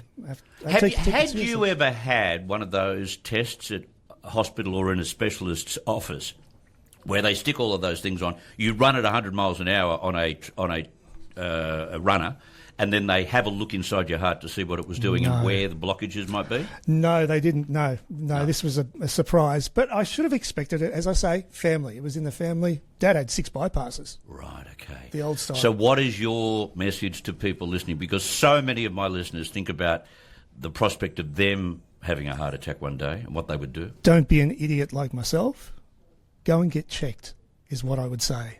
It's imperative. Yeah, go and get checked. So maybe go to your GP. Absolutely. Right, and say that you need a specialist referral to get my ticker looked at closely. Absolutely. Yeah. And they will look after you well and truly. The RPA team were just incredible. I do this every 2 years. I get in there and I run on the treadmill and they have a look and they see what artery's working and what's not working. So fingers crossed. Thank you, mate. Great to have you back, by the way. Thank you. Good on you. James, back in the chair in the Castle of Common Sense, and we love having him back here today. Well, we had traffic drama in Sydney on Anzac Parade, and now we've got traffic drama on the Bells line of road. The Bells line of road is closed in both directions, west of Bilpin, due to a truck rollover near Ghost Hill Road. That's at Barrambing. Motorists should avoid the area, use the Great Western Highway and Darling Causeway instead. Great Western Highway, isn't it great? The Great Western Highway is closed at Victoria Pass. The Bells line of road is now closed as well. It's just mad. And this is going to be the foreseeable future. Motorists already in the area should follow the direction of traffic crews, or I would suggest turn around and go home. The Great Western Highway remains closed between Mount Victoria and Lithgow due to continuing work at Victoria Pass. We know all of that, but thank you very much for telling us. Ross wants to weigh into the conversation I've just had with James here about his mild heart attack, and he's got some advice. Go ahead, Ross. Good morning, Chris. Great show as normal. Thank you. And James is listening. James, thank God you're all right, mate. It's a very frightening thing. I hope you're better. And that's good. About 15 years ago, because I've always been fussy with my health, about 15 years ago, because I walk 5Ks a day, don't drink, no smoke. One day I was going for a walk, I started getting this stabbing pain up the side of my arm. Sounds familiar. Straight away. He didn't muck around. He put me straight in the RPA and they discovered I had 3 blocked arteries going to the heart. 3? Heavens. 3 of them, yeah, mate. And they couldn't put stents in. That's how bad it was, and they had to give me a triple bypass. Yeah, my father had 6 back in 1986, so I know all about the open heart. Thank heavens I missed that one. But can I ask you a question, Ross, as I asked James? At any time prior to that occurring, had you gone to a specialist to have a look inside your heart and your arteries? Well, what my history is, I'm 67 now. When I was in my mid-30s, I went to my GP when they get all my blood tests and this type of thing, and anyway, I come back, I'm about 35 at the time, he come back with a result, he said, mate, I'm surprised you're still alive. He said, why, your cholesterol's 12. And I said, what's it got to be? It's got to be at least 4. 4, yeah. at least it's 4.9 at the moment. And I said, why haven't I died? He said, you've just been lucky. So over a period of time, we went on diets and this type of thing. And it's the liver that's making the cholesterol up. And as I said, about 15 years ago, I was just walking, bang, it just hit me all of a sudden. And my advice to people out there, particularly men, is go and see, because a lot of men are stubborn. They won't go and see about their health. And because I'm very fussy with my health. I've got to watch it, mild prostate and all this type of stuff. And you've got to keep across it. And, you know, for those people who may think that, I'm overweight, I don't do much exercise and I've got a little bit of history in the family, go to your GP and tell your GP that and get a referral to go to a specialist and get your heart properly looked at. Get on the treadmill. They'll make you run as fast as you can so you can't even breathe, but they see exactly what your arteries and your valve does at the time of that exercise. Well, matter of fact, last Thursday, just gone, I went to have a checkup with my cardiologist, and I explained, I said, mate, the cholesterol's still, because you've got to have blood test beforehand. I said, my cholesterol's still 4.9. He says, you're allowed up to 5. I wouldn't worry about it. I said, well, my GP's whatever. So I got on the treadmill, all the rest of it. He said, you've got no blockages, nothing. Right. So I just got to use a bit of common sense, because I've got to watch my diet and all this type of stuff. Yeah. And to anybody out there that smokes or heavily drinks, they're foolish to themselves, because in time it's going to cause some damage in your body somewhere, particularly with your heart, mate. And as I said, James, I'm glad you got through it, mate. And we want you around a bit longer, mate. Oh, cheers. Thank you. Good on you, Ross. Thank you very much. What's the statistic? You've obviously been looking it up or spoken to people within the hospital, James, about heart attacks. How often are heart attacks reported, or how many times do people go to hospital on a daily basis? Every 9 minutes, there's an Australian going to hospital because of a heart attack. Truth. 9 minutes, male and female. Absolutely. Wow, it's a worry. Big time. Sure is. Okay, now, when was the last time you actually stepped foot into a library? I mention this now because there's a growing concern that libraries are disappearing. School libraries in particular. They're being scrapped altogether. Others are turning them into classrooms or shared spaces. And when you think about it, everything is done via the device. You can get your textbooks on your device now. My kids have got them on their iPad. That's where they get their textbooks from. I'm not convinced that it's a good thing to not have the hard copy in front of you. You know, turning pages and all that sort of stuff is a lot easier than turning pages on an iPad, I think, although my kids disagree. But anyway, what would I know? It got us thinking about libraries and how much the library meant to us as we grew up. Because for some people, the library wasn't just somewhere, you know, where you walked in and borrowed a book and walked out. Like I remember studying, especially at university, and I would be stuck in that library night after night when I had my assignment due the next day. It was a great way to escape the noise, a great way to escape the noisy students in the classroom, and you just sit quietly. I remember doing lots of debating and oratory, and I'd always go to the library and go to a small corner of the library. It was quiet, and I could prepare speeches, I could research with books, etc., etc. Often you'd hear people go, shh, shh, because there'd be always conversations going on and people laughing, shh. That was funny. I always liked that. But school libraries in particular are going. What about council libraries? Are they as frequented today as what they were, say, when we were younger? I wouldn't know. I don't think I've been in a council library for 30 years. But the other thing about libraries, they become the place where you go to frequently. If you're in the middle of major exams, for instance, you're spending a lot of time in the library to study because it's the only place that you can get some peace and quiet. It's no good going home with your siblings around, getting in the way. And what about you'd bring food into the library, illegally, of course. They never let you to bring food in, or drinks in particular, because the drinks end up on the books. And what about borrowing books?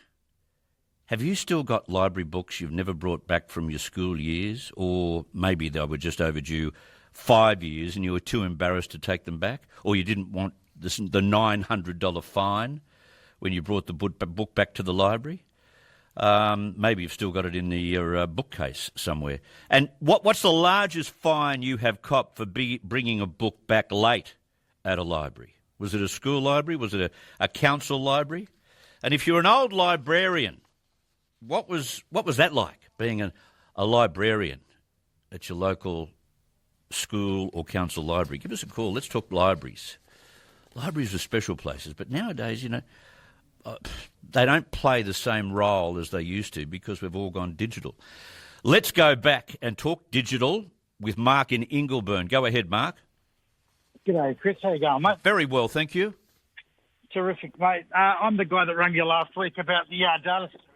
Oh, you rang about Marsden Park. I sure did, mate, yes. What did you think of the reply from Blacktown Council? Mate, that's great because, mate, the Ingenia village that we live in, mate, council will not respond to them. Council will not talk to them.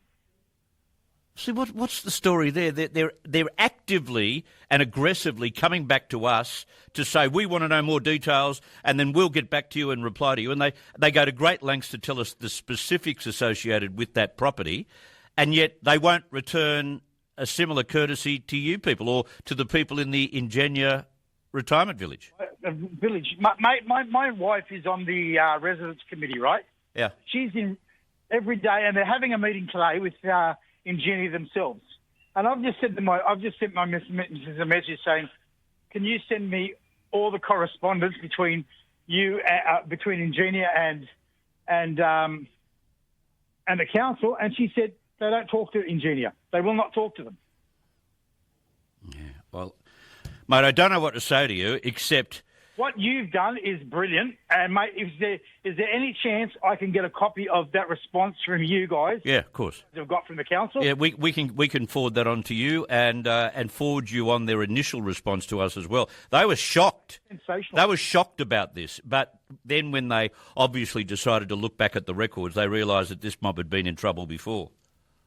Yeah, and mate, the thing about the motorcycle, there was a motorcycle that slipped in the mud, and one of the residents in the village brought the motorcycle into the village, and because he's a smash repairer, he repaired the motorbike.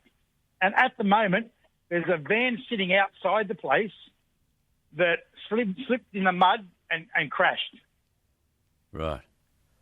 Well, do you know the motorcyclist? No. I don't know the person. Well, he should have gone to council and complained about why he crashed. And I believe he did, and I believe the council are ignoring him.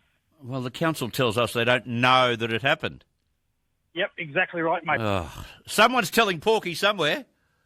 Mate, it's the council because council don't want to do anything. Mate, there's also a refrigerated company across the road, and outside the village there's signs that say no overnight truck parking. And when we complain to council give us reference numbers and say, can just send us the details because they want us to do their job. Yeah, I think you're right. Stay on the line, Mark, and I'll give you a copy of what was sent, and maybe you could take it to that meeting or give it to someone to take to the meeting and then get a response from them. Yeah, exactly right, mate. That'd be awesome. And there's a name on the form too. Maybe that's a good contact. Yep, fantastic. Okay, stay there, Mark. I'm going to put you through now to Justin, and he is going to give you the details of that form. And I think my other producer, Jacinda, has a copy of that so she can pass it on to Justin. Good on you, Mark. Thank you very much for your call. Yeah, someone's telling Porky somewhere. I don't know. Let's talk hearts for one more time. I just want to go back on this hearts business. Claudia, your husband had heart surgery at what age? He was 33 and he was 32 when we started going down the process.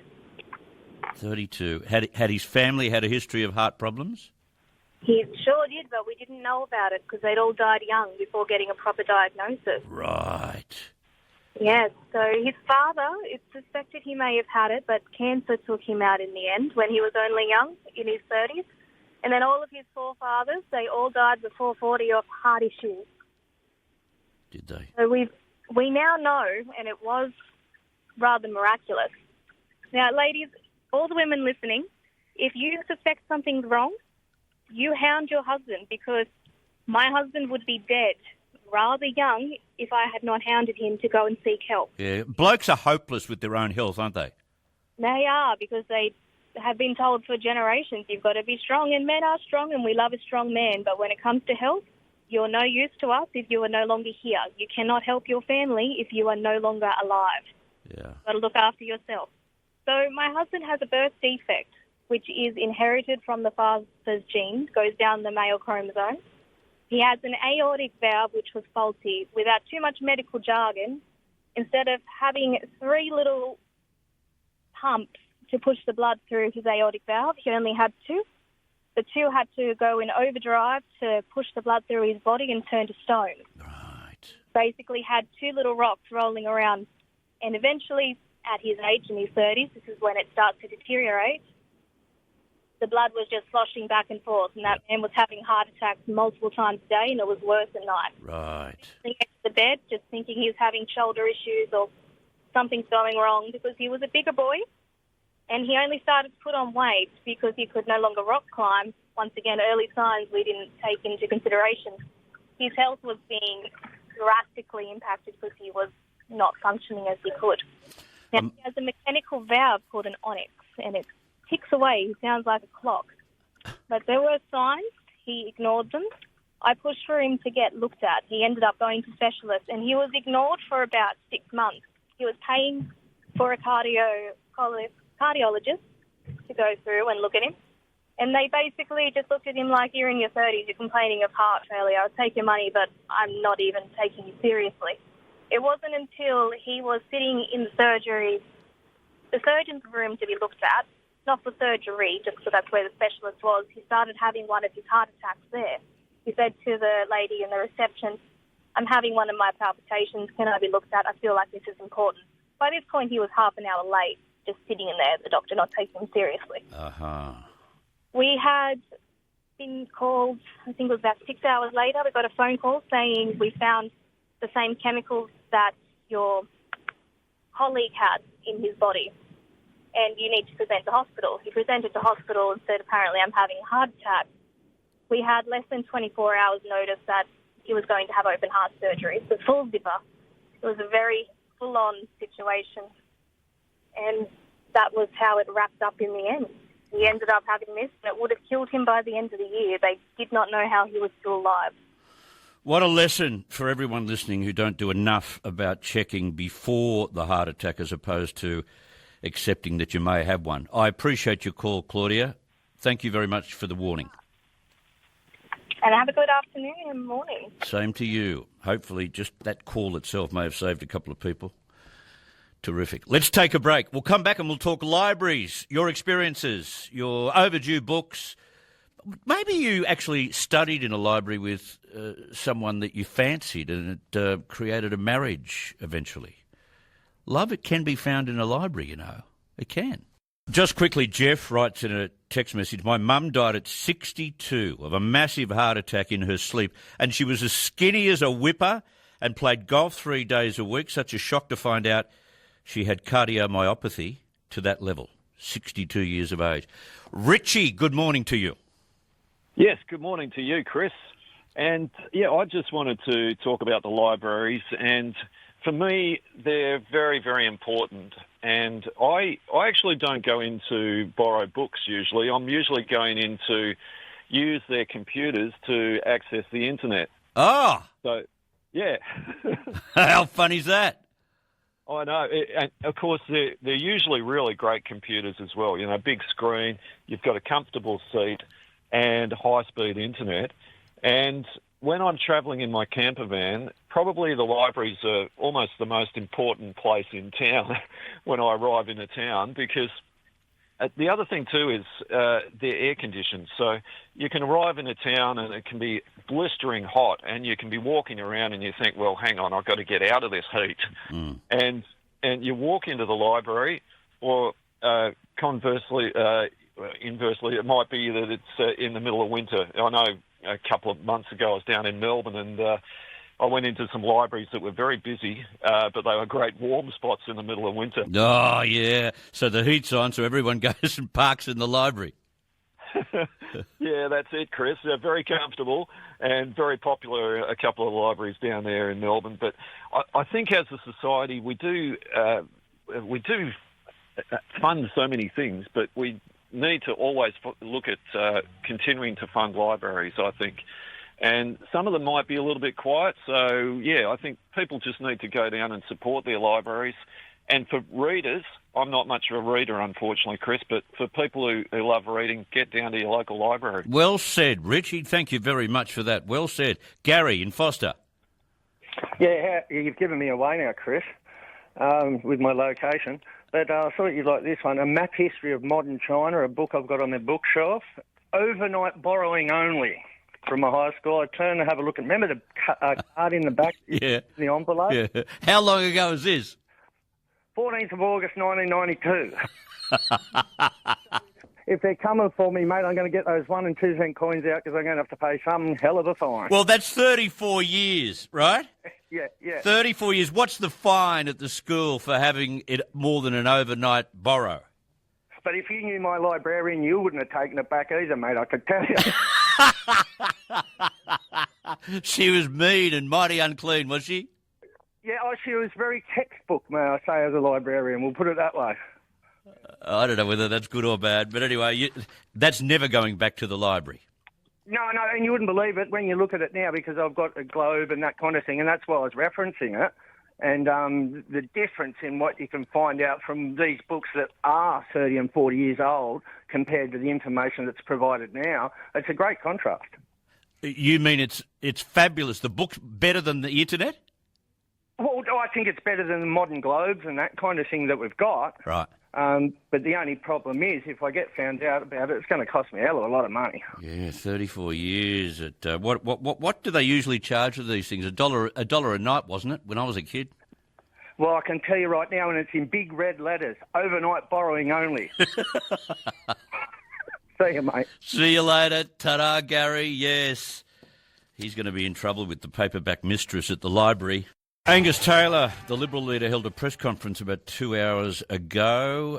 He's promising to help state governments unlock new gas fields and financially support new pipelines and infrastructure as the coalition sharpens its pitch on cheaper energy prices. This has got to be the key for this country going ahead. We've got to have someone, some government, some party that knows how to do this.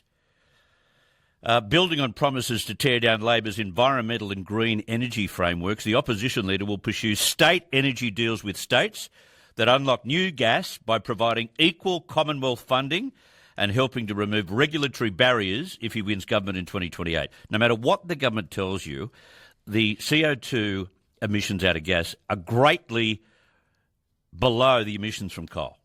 And if that is something that we're aiming for, if that's what you're worried about, well, why aren't we drilling for gas? Why aren't we going to the Beetaloo Basin in Northern Territory and accessing that yesterday? These are the sort of projects we can do. Chris Minns, the New South Wales Premier, has been promoting his pro-gas credentials and fighting with local councils to lift exploration bans. What have local councils got to do with any of this? Get out of the way. You stick to roads and the state government will stick to mining for energy, which is so important to turn this country around. Susan in the Central West, tell me about your library experience. Well, our library, a lot of the older people go to it. One, because they can't afford to buy books and they keep up with new books. They also run programs and that for preschoolers. They have puppet shows, etc. They also run a van to go out in the outside little villages for older people that can't come to towns. Oh, it's the real lifeblood of certain communities, huh? Yeah, it is. They also different for people, for the older people. They go they have meetings where they can go and get together, sit in a corner and have knitting. They're allowed food and that's allowed. A lot of them use computers. They also run people to go if they need help for assignments and that for schools, like for research and that for assessments and that for school. They also run technology classes to teach the older generation how to use phones and computers and that as well. Oh, that's great. I know that a lot of computer classes are run from local government libraries. That's a great service. Yeah. Yeah, fantastic. Good on you, Susan. Thank you. In Gladesville, Murray, tell me about your library. Or does it exist? No, Hunters Hill Council is the only metropolitan Sydney council that doesn't have a library. Hunters Hill doesn't have a library. No, and then all the residents from Hunters Hill, they have an agreement with Lane Cove Library. And then we can go to Lane Cove and they look after the Hunters Hills residents. Right, okay. So there is a service somewhere there. Yes, and they are planning to open one.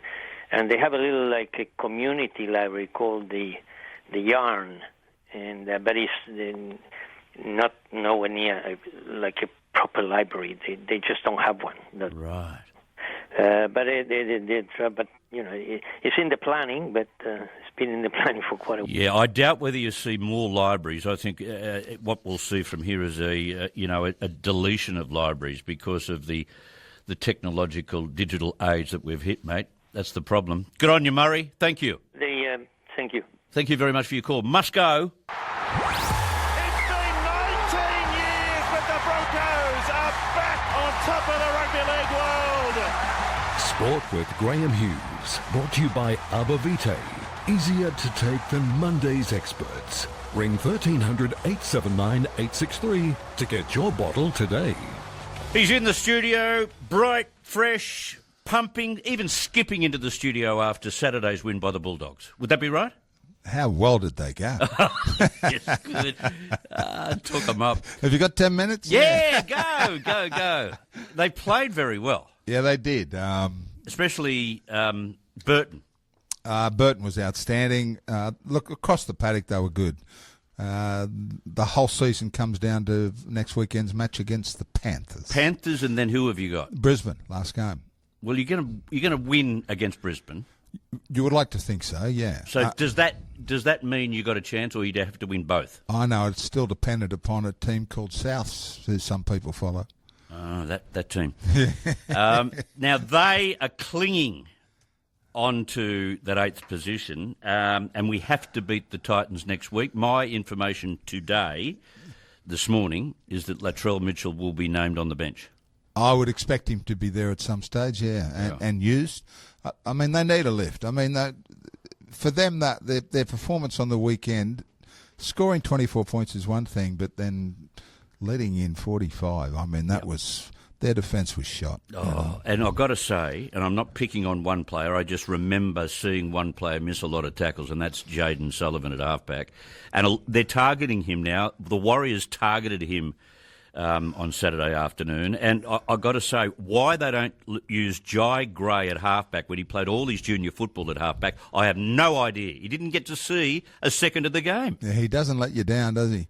And can tackle. And when you think about that defensively, it also brings into mind Cody at number 6, because a lot of teams go to his side as well. And then you've got this weakness, this very wide weakness that second rowers and Cam and the captain has to cover all the time. What the hell happened to the Roosters yesterday? That's a good question. It happens. So many people have asked me about them. I mean, they were off. They were off in the completion of their sets of 6. Their defence for them was poor. Mentally, they've been up the last few weeks and playing really well. Yeah. I mean, so they just went sideways. I mean, I can give the rap to the Tigers, who were solid. I'm not going to go overboard in that, because I thought the game at times drifted apart. And with a lot of their top flight players out. Yeah, and look, in the end, the Roosters played some good footy for 15 minutes, and still nearly won the game. So that's the sort of question you've got to ask yourself. What does that tell you? That try set up by Marky Mark that led to Walker's was great. Was just superb. What a season he's had, and what a loss he is. What a loss to the code he's going to be. Yeah, absolutely. He's an entertainer, and you want them making turnstiles click over. Warriors, will they end up the minor premiers now that you've seen the table, you've seen the points for and against, and you've seen who plays who? I think so. Their last 2 games are at home, and they have had sellouts all year long. Yeah. It's gone berserk in New Zealand. Yeah. Newcastle, then the Sea Eagles. So they're 2 games that are going to be really competitive, but you don't want anything better than to run into the finals by finishing off your season well. Yeah. And look, they deserve it. They've been the most, I think, consistent side in both defence and attack. They've found some incredible talented young players, and they've got a pack that wins grand finals. That pack can win a grand final. They just roll. And when you think you've done enough in a game, taking on these giants who are running at you at around about 110, 115 kilos or even more in some cases, they go to the bench and two more come out at you. You know, so there's no let up. They look good and are so well placed. Okay, two issues off the field. Yeah. Joey Manu has signed with PNG. Wow. What a signing. What a signing. I mean, that tax-free thing, I mean, somebody's going to have to get to the bottom of all of that. But when you start thinking about how good Joey Manu is and the fact that he goes there, Hudson Young in Canberra has turned down 3.3 over 3 years. Turned it down at present. That's his market value, I think. So what does that tell you? He might be keen to say to Joey, looking forward to playing with you. Yeah. So has to be the case. Absolutely. Yeah, has to be the case. And then I keep looking back and I think it's one thing to give an advantage to PNG because of its remoteness, its climate, the difficulty of living in enclosed and gated premises. I get all of that. But to not have them pay any tax is just an advantage that goes too far to me. Beyond, in my look. Look, Peter V'landys has even come out now and said that he's happy to start looking at going past 20 teams. Now, that bothers me. And what bothers me is that as we start to run in over the next few years to this PNG thing about tax-free money, if your team ends up, say, down in the last 4 or 5 of a competition, tell me how you're going to get out of that position. Not going to happen. You're going to be languishing for an extended period. Yeah, that's right. I mean, you're going to go, I'm going to play, I want more money than I'm currently getting, whatever club you're at. You're going to start looking at the top 8, 9 or 10 teams and see if they got offers. Okay, let me run this by you, and I've had discussions with a lot of my footy mates about this. We actually see a time when you've got to have a tiered salary cap so that if you come last in the premiership, you get a better, higher salary cap than the team that comes first to even out the competition. That's going to be a fair argument amongst all the knobs in rugby league. Otherwise, you're going to get the top 4 being the top 4 year after year after year. Well, I have said to people on Talking Sport for 23 going on 24 years that tell me how much the top 8 really changes. This is the most the top 8 has looked like changing in the last 5. So it just there's only 1 or 2 teams who tend to normally drop out. I mean, going forward, I mean, as much as you think the game's flying at the moment, a lot of questions to be asked. Yeah. 2-day test match in Mackay. Is it time that we got it out of the extreme northern hemisphere, like the northern hemisphere of Australia? At the end of the day, if you play a test match in Darwin and play a test match in Mackay, even if it is winter, and I know what they were trying to do, the ball's going to swing like hell and you're not going to last a test match for 5 days. Yeah, and they prepared a wicket that had plenty of seam and movement in it as well. Great. I mean, 30 wickets from 750 deliveries. It is the 4th shortest test match in cricket history. Mitchell Starc got 10 wickets, 6 in the first, 4 in the second. And as much as they're celebrating in the dressing room, and maybe even celebrating still today, Marnus Labuschagne, will he be in the squad that it's going to be announced soon? Shouldn't. For the tour to South Africa? That's the biggest question coming out. The former South African.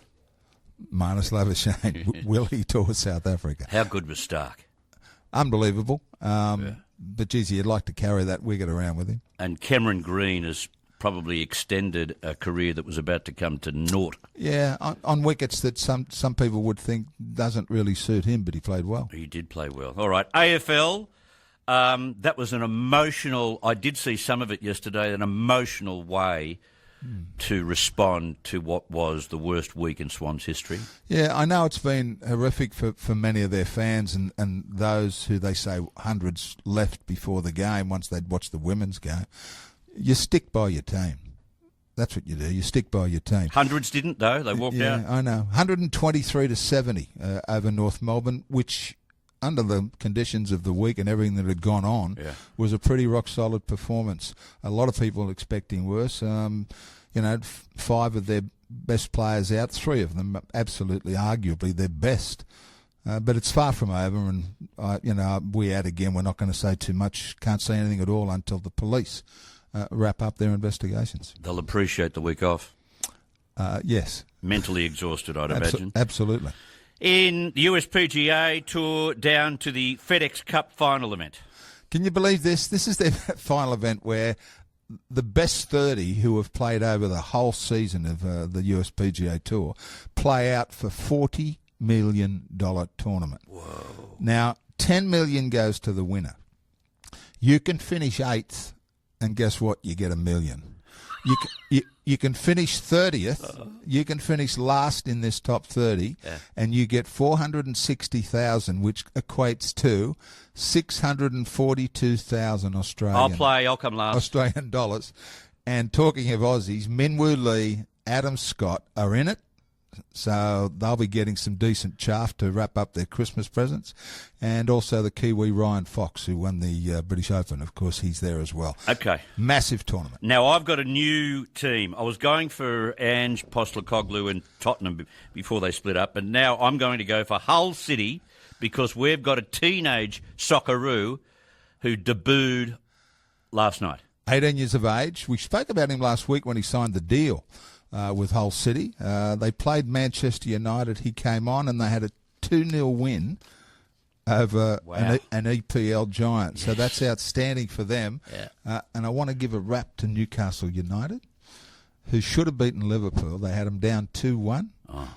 And this is the side that my son and his company are on the major sponsors, Knox, on the front of a jersey. big day for the Hughes family. So it ended up a 2-2 draw after a late penalty to Liverpool. But yeah, we're still sort of celebrating. Massive exposure. Yeah, absolutely. Against Liverpool. Fantastic. Thank you, Graham. We'll be listening this afternoon. Have a good one. Talking sport with the captain coach. Now, have you got a dad that you haven't provided for this Father's Day? It's 2 weeks away, Less than 2 weeks. Well, if you get on our merchandise link on 2sm.com.au, get on the website, see the link, press on that, you'll be able to get access to our very affordable retro T-shirts with the denim LP logo from the late 70s, the tall stainless steel cups with all the various Super Radio Network logos, the beach towels for summer. You'll need a beach towel for summer. You can always do with a new beach towel.